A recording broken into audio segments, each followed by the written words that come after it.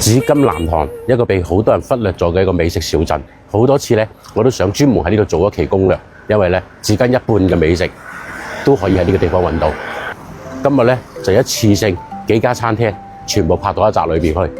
我哋從早餐開始，八刀湯，早上很早就開始啦。啊，5點多鐘啊。哦，裡面還用個骨頭來包的湯底。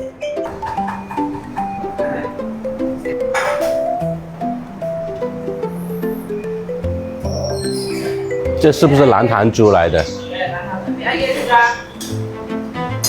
這是按人頭算是吧？對。多少錢一個人呢15、20。哇，這狗湯夠鮮哦！這麼多肉，這麼少水，花生油，好，紫金白刀湯，哇，睇得到個新鮮呢啲就係。早上叫醒紫金人嘅咧，一定唔係鬧鐘，而係呢個紫金白刀湯。聽講正宗嘅紫金白刀湯咧，一定係用南塘嘅土豬嚟做嘅。哇，睇到呢一缽好開心啊！嗰間見佢咧，豬肺係最早落嘅，其他個7刀咧係後邊落嘅。配一個缽仔飯，喺客家呢邊好多早餐開始食飯嘅。啊，呢度嘅靈魂調料。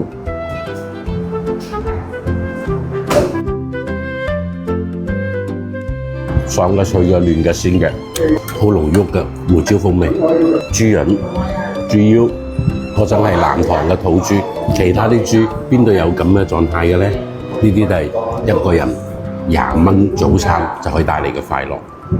我得多少錢？30是吧？好，謝謝。30蚊，又經濟又飽肚又鮮美嘅能量早餐。稍微休息一下，繼續下一餐。如果話紫金嘅第一美食係八刀湯嘅話，南塘嘅第一美食一定係牛肚。你睇呢度，牛肚一條街，牛巴翼、牛肚光啊，幫我切呢個1斤，呢個半斤，兩種都係61蚊1斤喎。兩個人食100蚊，灼水就得㗎啦嗬。南塘特色啊，南瓜醬。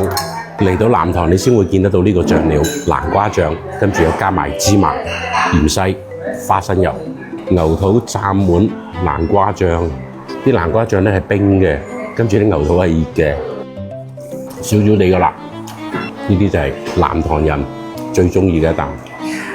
佢哋呢個地方叫做牛肚江，牛有4個胃，牛肚即係牛胃，呢度有2個，仲有2個係咩？你知唔知？冰涼嘅，爽脆嘅。最重要係好新鮮嘅，紫金牛肉丸一樣咁出名嘅。呢個係南塘肉丸係嘛？特別大粒嘅，哇！真係一粒當2粒咁大啊！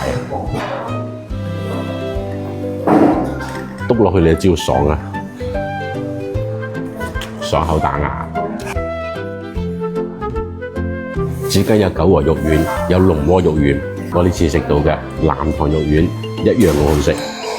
客家人真係實際，咁大隻嘅肉丸5蚊1粒。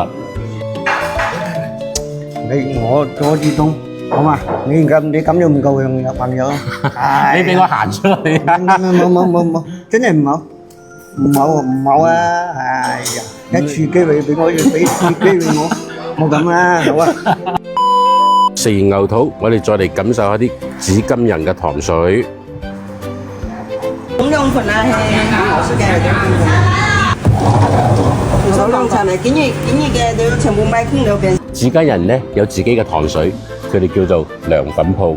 嚟，我哋要個涼粉青蛇水，知唔知咩啊？9蚊雞嘅快樂。呢啲就涼粉草，將佢煮成水之後，再結成塊，再切出嚟。炎炎夏日整一碗咁嘅嘢咪過癮咯。加咗少少嘅蜜糖。白公鴨咧喺我哋紫金嗰隻縣城附近嘅，但係呢度嘅涼粉一樣好食。一度仲有一支呢隻嘢啊，你哋自己揾下，我唔話俾你聽咩嚟㗎啦。南塘呢個地方你冇嚟過，真係值得嚟一次嘅。從早食到晚，一陣咧最新鮮嘅牛肉，邊度只識跳舞咁簡單啊！下集見啦〜